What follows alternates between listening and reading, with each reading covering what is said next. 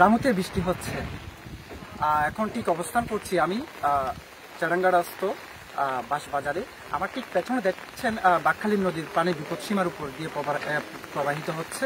Union পর্যায়ে বিভিন্ন এলাকার পাদদেশে মানুষ ঝুঁকিপূর্ণভাবে এখনো বসবাস করছে। আরেকটি বিষয় জানিয়ে রাখতে চাই, আমি ঠিক এখন যে স্থানে অবস্থান করছি এখানকার মানুষ খুব ঝুঁকি নিয়ে কিন্তু নদী পার হচ্ছে। আমার সাথে ঠিক এখানকার স্থানীয় কিছু মানুষ আছে, তাদের সাথে আমি কথা বলতে চাই। আমাদের অনেক নদী পার হতে বাজার আসতে, আমাদের বাজার যেতে হয় কাজ করার জন্য।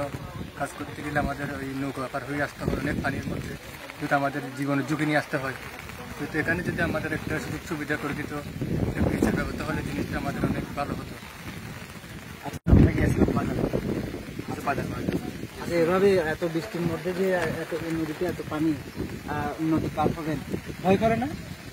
কি করবো, ভয় করলে আর কি করবো, আমাদের মানে একা থাকতে হবে, ঠিক আছে। মানে এখানকার ছাত্ররা আসতে পারে না, এখানে স্কুল আসতে পারে না, পরীক্ষা চলতে আসতে পারে না, অনেক বৃষ্টির কারণে, অনেক ইয়ের কারণে। এখানে যদি একটা যদি ব্রিজ হয় অনেক ভালো হবে। দর্শক যেমনটি বলছিলেন, তারা দুজন বর্ষা আসলে তাদের যাপিত জীবনে নানান সমস্যা সৃষ্টি হয়। মূলত ছাত্রছাত্রী যারা স্কুল পড়ুয়া, কলেজ পড়ুয়া যারা ছাত্রছাত্রী রয়েছে তাদের নদী পার হওয়ার ক্ষেত্রে গিয়ে অনেক ঝুঁকি নিয়ে স্কুল কলেজে যাওয়া আসা করতে হয়। এছাড়াও রামুতে আরেকটি বিষয় জানিয়ে রাখতে চাই, এই যে বাড়ির বর্ষণে কিন্তু রামুতে এখন পর্যন্ত কোনো ধরনের হতাহতের ঘটনা ঘটেনি বলে আমরা জানতে পেরেছি। এইটুকুই ছিল রামুর সবশেষ খবর।